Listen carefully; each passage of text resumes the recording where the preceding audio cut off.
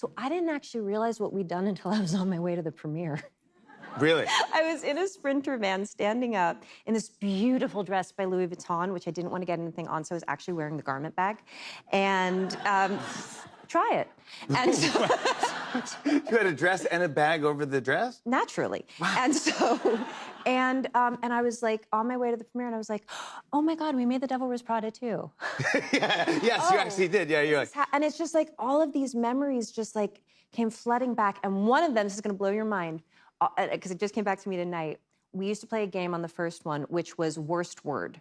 Yes. And Emily Blunt's worst words were moist ointment.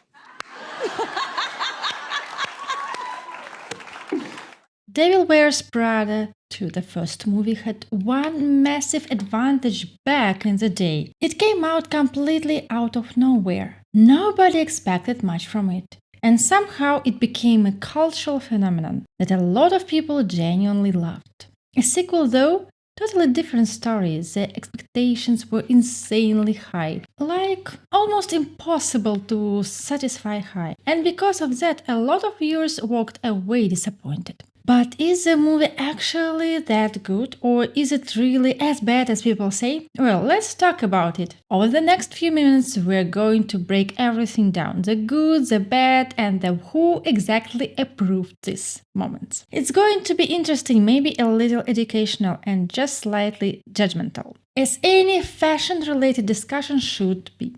My name is Alexander Reed. Don't forget to subscribe, give me some thumbs, and tell me what you think about this sequel in the comment section below. The reason it took almost 20 years to make a sequel is actually pretty simple. Meryl Streep usually does not like returning to her old roles. In fact, the only other sequel she agreed in her entire career was Mamma Mia 2, which came out 10 years after the original movie. And even then, she reportedly agreed only if her role was significantly reduced, which honestly feels very Miranda Priestly of her. Show up briefly steals the entire movie life. According to media reports, it took years of negotiations, discussions, and probably some truly terrifying salary conversations before Streep finally agreed to join The Devil Wears Prada 2. And during all those years, Meryl Streep, Anne Hathaway, and Emily Blunt keep saying the same thing in interviews. A sequel was very unlikely to happen. Interestingly, Meryl Streep later revealed that the studio first suggested making a sequel all the way back in 2009, but the project officially entered development only in 2024 based on the idea from screenwriter Elaine Brosh McKenna. Ironically, one of the biggest reasons the sequel finally happened was the actresses' reunion at the 2024 SAG Awards. Meryl Streep, Anne Hathaway, and Emily Blunt appeared on stage together to present an award, and suddenly everyone remembered just how much audiences still love these characters. Two things. I forgot my glasses. Clearly. And the envelope.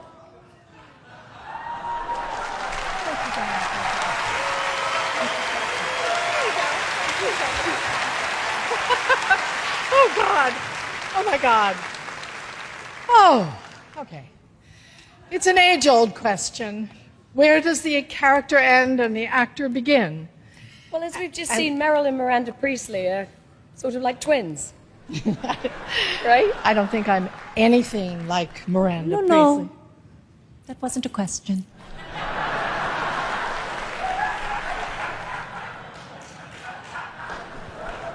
Please, do the honors. By all means, move at a glacial pace. You know how that thrills me. According to the director, that moment made it obvious that people still feel a huge emotional connection to the trio and to the movie itself. And honestly, the internet reacted exactly the way you would expect. One photo, one reunion, and half the audience immediately went, "Fine, take my money." Surprisingly, Lin-Manuel Miranda also played a pretty important role in bringing the sequel to life. He organized a massive screening of the original film in a 3,000-seat theater, followed by a live discussion with Meryl Streep, the screenwriter and the director. For Streep, the evening turned out to be especially emotional because it was the first time she had rewatched the movie in 18 years. The atmosphere, the audience reaction, and the nostalgia apparently worked a little too well, because after that the sequel stopped being just another Hollywood rumor and became a real project. While preparing to play Miranda Priestly again, Streep also reflected on the influence of Anne Wintour, the real-life inspiration behind the character. In terms of Miranda and coming back to that character 20 years later, I did think honestly about Anna and tried to imagine what it was like to carry her responsibility and to be as interested in the world and curious as she must have to be. When rumors about Devil Wears Prada 2 first started spreading, Anne Wintour personally called Meryl Streep and told her she completely trusted her with the role. "I knew she would tell me if everything was okay," Wintour later said, which is honestly the most Anne Wintour sentence imaginable, emotionally supportive, but still somehow sounding like a Vogue performance review.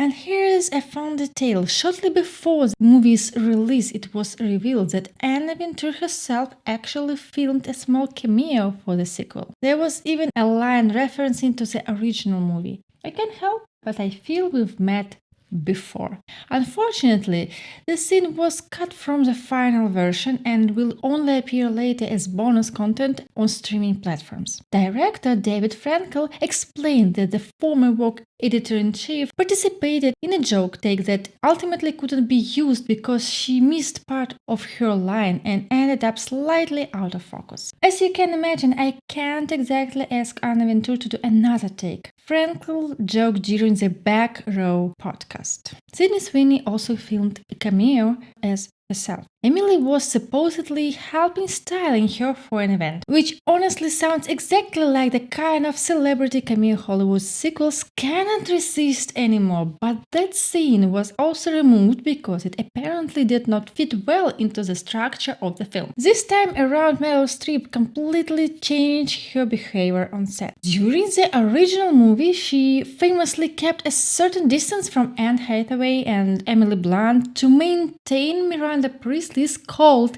and intimidating energy. Basically, Miranda Priestly method acting. Terrifying for co-workers, great for cinema. During the sequel, though, everything was apparently completely different. The cast described Meryl Streep as incredibly warm and friendly on set. She spent a lot of time taking with actors, hanging out with the crew, and in what might be the least Miranda Priestly thing ever, she even baked cookies for the production team. Yes, Miranda Priestly baking cookies. Character development truly is possible. According to the director, the atmosphere on the set felt much more like a big family than a high-pressure fashion drama, which honestly makes sense. 20 years later, nobody needed to pretend to be terrified anymore. The drama from the first movie had already settled in nicely. Although Lauren Weisberger, the author of the original novel, did write a sequel called Devil Wears Prada. The movie barely uses that story at all, mostly because Miranda Priestly plays only a very small role in the book. Screenwriter Ellen Brosh McKenna explained that the team wanted to explore a new world, new circumstances, new dilemmas, and the evolution of the relationships between the characters instead of simply telling an existing story. According to director David Frankel, the very first version of the script was actually much darker and leaned heavily into a full revenge storyline. But Frankel decided to change the overall tone of the movie and make Miranda Priestly not the main villain, but the true central character of the film, which honestly feels like the most realistic decision possible because after 20 years the audience was never going to see Miranda as just the bad guy. At this point, she's basically a fashion industry supervillain icon with excellent tailoring. In the final version, most of the revenge storyline was transferred to Emily Blunt's character instead. And here's the part that sounds fake but is apparently true. One of the biggest reasons the sequel took 20 years to happen was Apple products. According to the filmmakers, the release of the first iPhone shortly after the original movie premiered became a symbol of massive changes inside the media industry. Because the world of fashion magazines, print journalism, and luxury publishing completely transformed after smartphones and social media took over. Basically, Miranda Priestly survived the impossible, not Andy Sachs, but the internet. Over the years, print journalism slowly started losing its influence, and that is exactly what finally gave the writers a story worth continuing. At the center of the sequel is one big question. How would someone like Miranda Priestly deal with the slow collapse of her media empire in the age of digital technology and the internet? Because surviving fashion trends is one thing, surviving TikTok, influence, and dying magazine sales? That's true horror cinema. The movie premiered on the Friday before the annual Met Gala, the famous fashion fundraising event hosted by New York's Metropolitan Museum of Art. Emily Blunt, Anne Hathaway, and Stanley Tucci all attended the event. But Meryl Streep declined the invitation. According to her representative, it's just not her story, which honestly sounds mysterious enough to either mean absolutely nothing or everything. Interestingly, both moves began in almost exactly the same way. Andy wipes a forged-up bathroom mirror. The only difference is in the first film she uses a regular toothbrush, while in the sequel she uses an electric one. That tiny detail basically summarizes 20 years of technological progress better than most documentaries. And if you thought Miranda's hair looked slightly thinner in the sequel, you were absolutely right.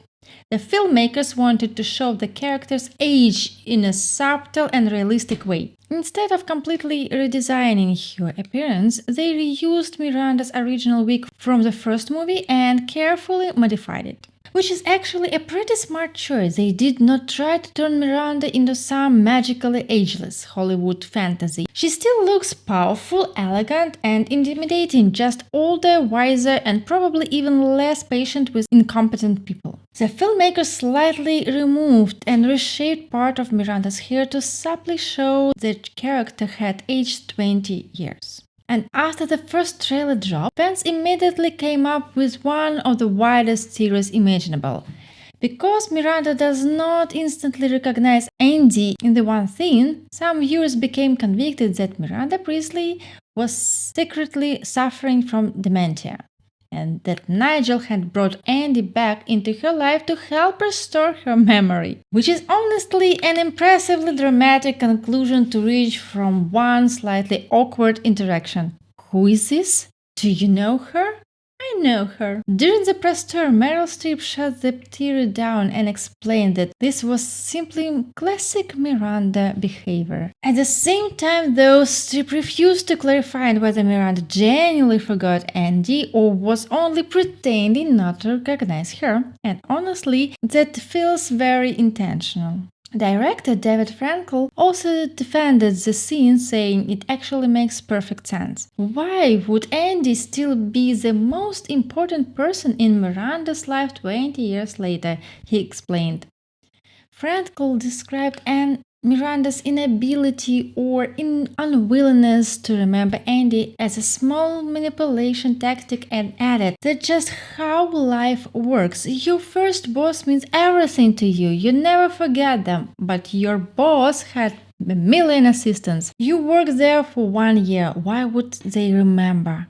Screenwriter Alan Brosh McKenna agreed with him and pointed out that Miranda probably had dozens of assistants over the years. 20 years has passed, she said. How many assistants do you think she had during this time? She usually has 2 at once. There were probably around 50. So, according to the writers, Miranda realistically would not recognize Annie immediately. And even if she did remember her, let's be honest, Miranda Priestly is probably the last person on earth who would openly admit it right away. Another surprisingly viral moment connected to the movie involves the famous AI meme showing Miranda working as a fast food restaurant employee.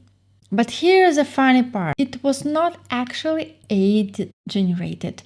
Director David Frankel commissioned the artwork from artist Alexis Franklin and specifically asked her to make it look like artificial intelligence has created it, which feels extremely appropriate for a movie about the media industry slowly losing its mind in the digital era. The movie also features legendary fashion designer Donatella Versace, who was already mentioned in the original film. In one scene she has breakfast with Emily, who finds her extremely annoying. It's a playful callback to the first movie where Miranda famously tells Andy, "Nobody wants to sit down next to Donatella."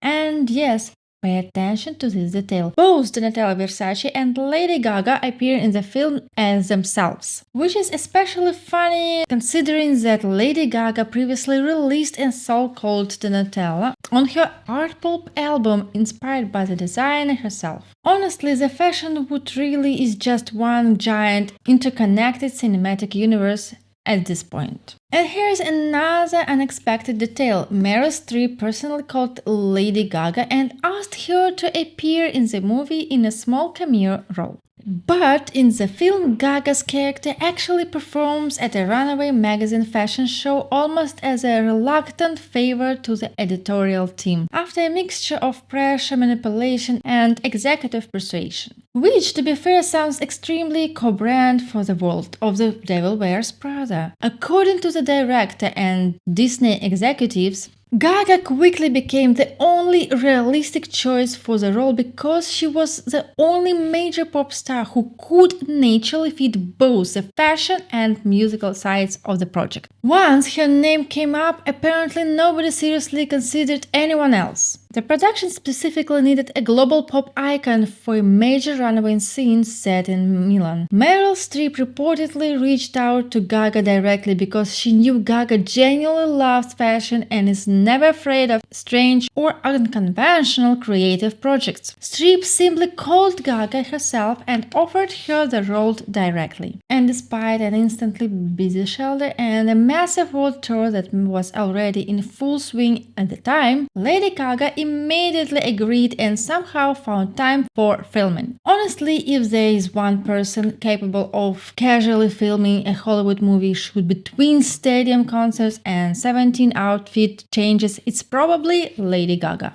Gaga also recorded a song for the movie called Runaway, together with Docelli. The track was featured in the trailer and later received its own high-fashion music video where Gaga appears in multiple designers' looks and walks the runway herself. In addition to that song, she recorded 2 more tracks for the film, Glamorous Life for the end credits and Shape of the Woman for the big runaway scene. For a long time, rumors online claimed that Jessica Chastain would also appear in the movie. The speculation started after fans spotted her near the filming location during production. But later it turned out to be false. According to available information, Chastain never filmed any scenes for the movie at all. The Runaway magazine fashion show in the film takes place at the Briere Academy, one of Milan's most famous art academies. Originally, the production wanted to shoot the sequence near the iconic Milan Cathedral, but later switched location because the Briere Academy offered much more privacy for the cast and crew, which, considering modern celebrity culture, paparazzi and TikTok leaks, was probably a very smart decision.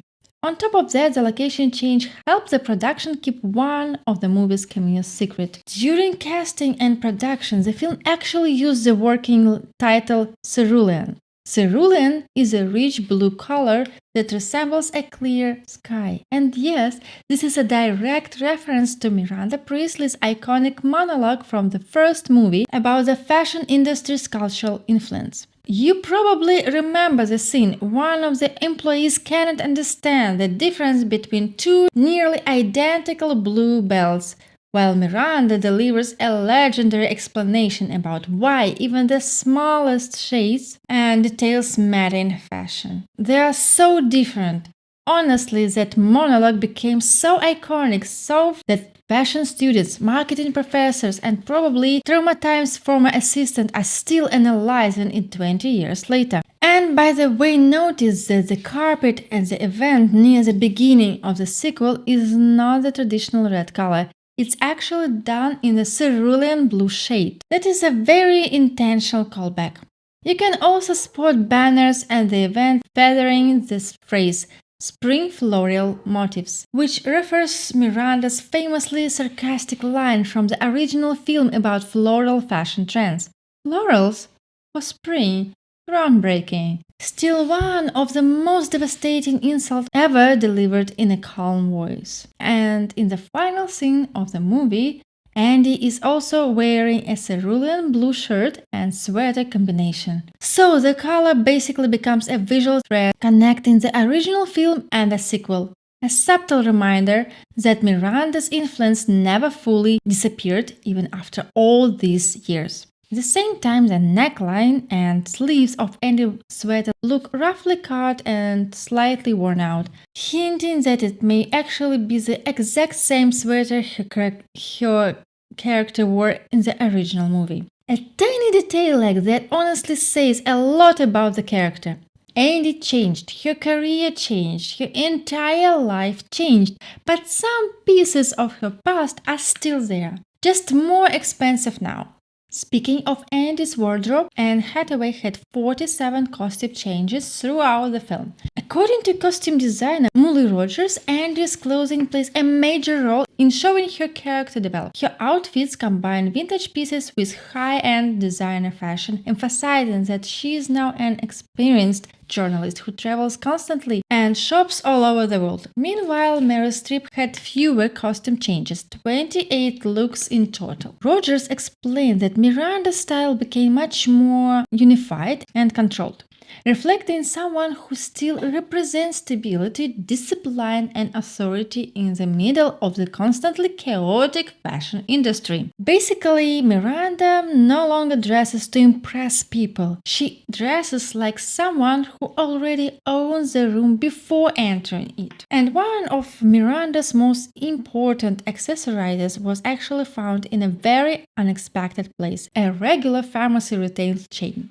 Meryl Streep herself discovered the perfect pair of silver hoop earrings there and brought them to a fitting. According to Mullen Rogers, the costume team had been searching forever for the right pair, while Streep casually pulled them out of her handbag like some kind of fashion magician. And in the end, the exact earrings made it into the final film. The funny part is that there was only one actual pair of those earrings, which apparently made the crew incredibly nervous because productions usually prepare multiple backup copies of important accessories in case something gets lost or damaged. Meanwhile, the entire film team was basically protecting one pharmacy store pair of hoop earrings like it was the crown jewels. Costume designer Molly Rogers also made a very deliberate choice to avoid short-lived fashion trends while working on the movie.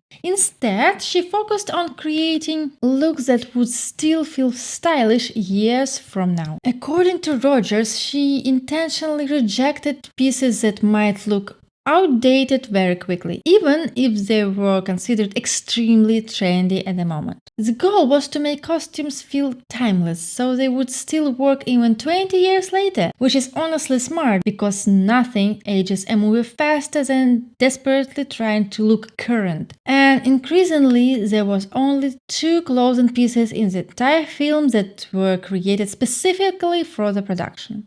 One of them was Miranda's dramatic red evening gown for the big formal event. The dress was specifically designed for the movie by Pierpaolo Pizzioli, the creative director of Balenciaga. Almost everything else in the film came from existing designer collections, fashion house archives, or directly from the luxury brands themselves. For the Milan scenes especially, Italian fashion houses gave the production enormous support. The filmmakers used pieces from some of the most famous luxury brands in the world, which honestly makes sense because if the Devil Wears Prada cannot get access to elite fashion archives, then what even is the point anymore? That is exactly why the runaway shows and fashion events in the Milan scenes feel so realistic. A huge portion of the clothes actually belongs to the real luxury fashion brands. The runaway magazine office set was also dramatically expanded for the sequel. The newsroom set ended up being 8 times larger than the office from the original movie.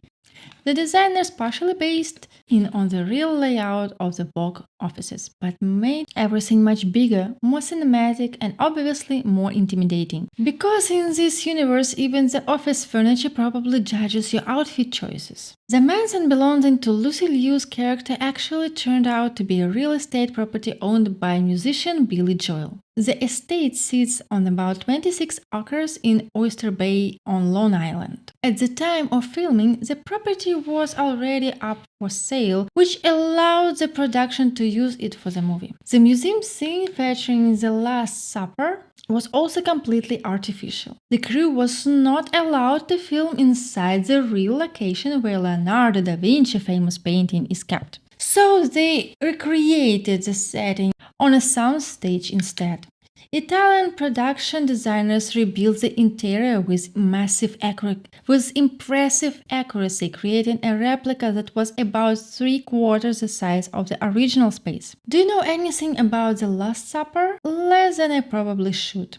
And during one scene in the sequel, Andy walks past a street vendor showing a customer 2 nearly identical blue belts, which is of course another callback to Miranda's legendary cerulean monologue from the first movie. At the first point, the filmmakers are basically hiding fashion trauma Easter eggs in every corner of the movie. This is obviously a callback to the famous scene from the original movie when one of Miranda's employees could not choose between 2 nearly identical blue belts, because to her they looked completely different. Yes, the movie really said, "You remember the cerulean speech? Good, here's another blue belt."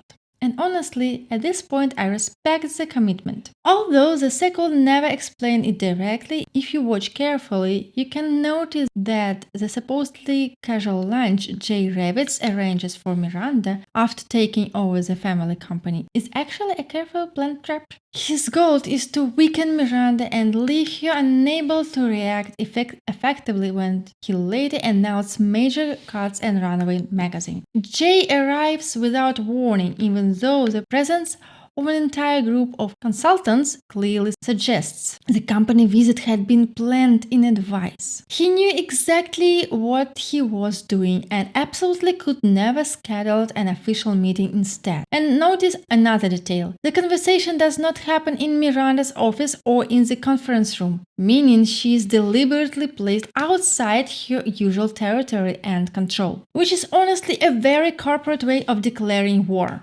And here's another fun behind-the-scenes detail. Stanley Tucci is actually married to Felicity Blunt, the real-life sister of Emily Blunt, one of the film's main stars. And they first met at the premiere of The Devil Wears Prada back in 2006. So technically this movie franchise accidentally created an actual marriage, which is somehow both romantic and deeply Hollywood at the same time.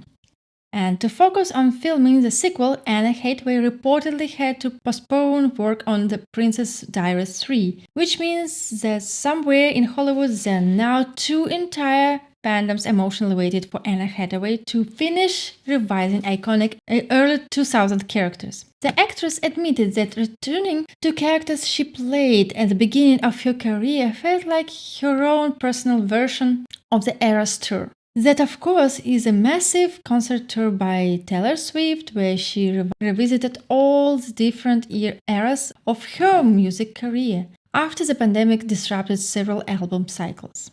And honestly, Anne Hathaway going back to Devil Wears Prada and the Princess Diaries at the same time really does feel like cinematic nostalgia world domination. In general, Hathaway has been working non-stop lately, and the Prada sequel became just one of the 5 major projects she appeared in during 2026. The list also includes Mother Mary, The Secret Diary of Verity, The End of Oak Street, The Odyssey. So yes, while most of us are struggling to answer emails on time, Anne Hathaway apparently decided to casually star in half of Hollywood. In the sequel, Andy is single while Emily is already divorced. Interestingly, the continuation novels handle the character's life very differently. In the books, Annie marries a wealthy man, has a daughter, later gets divorced, and eventually reunites with her former boyfriend Alex, the character who was renamed Nate in the movie adaptation of the original film. Emily, meanwhile, marries a genuinely nice guy and later becomes the mother of a daughter herself. Director David Frankel also revealed that he wanted Adrian Grenier to make a small appearance as Nate, Andy's boyfriend from the first movie. But the cameo ultimately did not happen because of schedule conflicts, which probably saved the internet from reopening the ancient debate about whether Nate was actually supportive or just deeply annoying. Later, Adrian Grenier admitted that he was disappointed he was never invited back for the sequel, although he also acknowledged that the audience's complicated feelings towards Nate may have played a role. And honestly, complicated feelings is a very polite way to describe the internet's relationship with that character. Years later, Grenier even joked about Nate's reputation in a self-aware commercial for a coffee chain, and director David Frankel apparently loved it. It's honestly fascinating how much audience opinion about Nate changed over time. Back in 2006, many viewers saw him as a normal boyfriend. Now, a huge part of the audience look at him and goes, "Sir, why are you emotionally competing with your girlfriend's career?" Which really says a lot about how public conversations around relationships, ambition, and emotional support have evolved over the years. Fashion designer Valentina Garavani also briefly appeared as himself in the original movie, was also supposed to return for the sequel. Unfortunately, worsening health problems prevented him from participating in filming. He passed away in January 2026, only a few weeks after production on the movie was completed. When Miranda, Andy, and Nigel arrive in Milan, there is also a brief montage moment where a legendary designer, Domenica Dolce, can be seen hugging Miranda. Interestingly, only weeks before the movie's release, Dolce stepped down as president of Dolce & Gabbana, the fashion house he originally founded with his former partner Stefano Gabbana. The production team also faced an unexpected problem with filming in Milan. They were unable to get permission to fully close the famous Emanuele II for filming. So instead, the crew decided to shoot the sequence at 3:30 in the morning with a minimal team, hoping to capture a shot where Meryl Streep would appear completely alone in the gallery, which honestly sounds like the most expensive and glamorous insomnia imaginable. The original plan was to capture the scene in a single take because by that point the people of Milan already knew the movie was filming there. That is also why the sequence was scheduled for the very last day of production. Then something unexpected happened. Anne Hathaway insisted on personally being there during filming. And after the director yelled, "Cut!" she reportedly ran up to Meryl Streep and said, "You did it." Honestly, after carrying an entire generation's fashion trauma for 20 weeks, Meryl probably deserved that moment. During one of the meetings in the film, Miranda makes this massive joke about New Jersey, which is especially funny because both Meryl Streep and Anne Hathaway actually grew up there in real life. So technically Miranda Priestly was insulting her own home state. In one early version of the script, Conrad Ricamora played Andy's roommate. But after test screens, the character was completely removed because audiences kept asking the same question. Why would a globally successful journalist still need a roommate? Which honestly is one of the most brutally realistic focus group reactions imaginable. And apparently Anne Hathaway's involvement in the sequel went far beyond simply returning as an actress. She actively participated in shaping Andy's storyline and even rejected an earlier version of the script where Andy settled into traditional family life. Instead, Hathaway supposed a version where Andy builds an international career and travels around the world. As a result, the final version of the character feels much more ambitious, independent, and modern. And honestly, that decision probably fits Andy far better after everything she went through in the first movie. Hathaway also reportedly pushed for more diversity in body types represented throughout the film and its fashion world, which is another noticeable difference compared to the original movie and the beauty standards Hollywood promoted back in the mid-2000s. While working on Devil Wears Prada 2, Anne Hathaway noticed that the models in one of the scenes all looked very similar and mostly fit traditional fashion industry beauty standards. According to Hathaway, she felt the scenes would be much more interesting and honestly much more realistic if it included people with different body types. So later said the producers were actually upset they had not thought about it themselves earlier and immediately supported the idea. When they saw it, they organized everything in about an hour, Hathaway explained. Of course, because this is the internet, rumors quickly started spreading online claiming that some models had supposedly been fired in order to make the casting more diverse. During an appearance on Good Morning America, Hathaway personally shut those rumors down. There's some misinformation going around that people lost their jobs because of the more inclusive casting idea. That never happened, she explained. According to Hathaway, nobody was removed from the production. In fact, the change actually created more jobs instead of fewer. And honestly, this entire situation perfectly summarizes modern internet culture. Someone suggests adding more variety to a scene, and 5 minutes later, social media turns it into a fictional labor scandal. Meanwhile, according to Stanley Tucci, the paparazzi became so obsessed with photography in the cast during filming that they actually started with each other on set and disrupting production.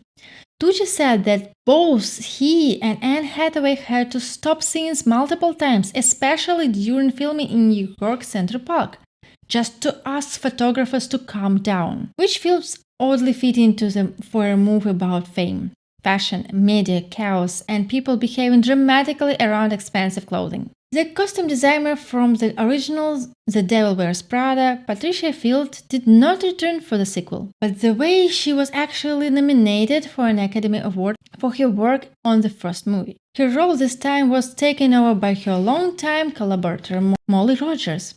Interestingly, Rogers had previously replaced Field on the Sex and the City continuation series, and just like that. So, at this point, she's basically Hollywood's official successor for iconic fashion franchises. And here's another nice detail. Costumes from Devil Wears Prada 2 were later auctioned off, with all proceeds going to the Committee to Protect Journalists, a non-profit organization that supports press freedom around the world, which is honestly a pretty meaningful choice for a movie centered around journalism, media, and the collapse of traditional publishing. The ending of the sequel almost perfectly mirrors the ending of the original film, but in reverse. In the film movie, Miranda quietly laughs first and then sharply says, "Go." In the sequel, the order changes. First, she firmly says, "Go," and only then does her laugh. A tiny detail, but very intentional. The first full trailer for the sequel also broke major studio records, reaching 222 million views in just 24 hours and becoming the most watched trailer in the history of 20th century studios. So apparently the internet was extremely ready for Miranda Priestly's return.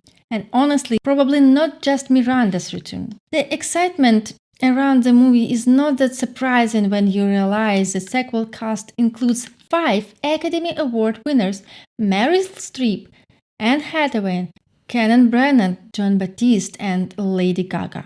Which means this movie somehow managed to combine high fashion, nostalgia, media panic, emotional drama, luxury codes, and an absurd amount of Oscar winners into one project. On top of that, Emily Blunt and Stanley Tucci had both previously received Academy Award nominations as well.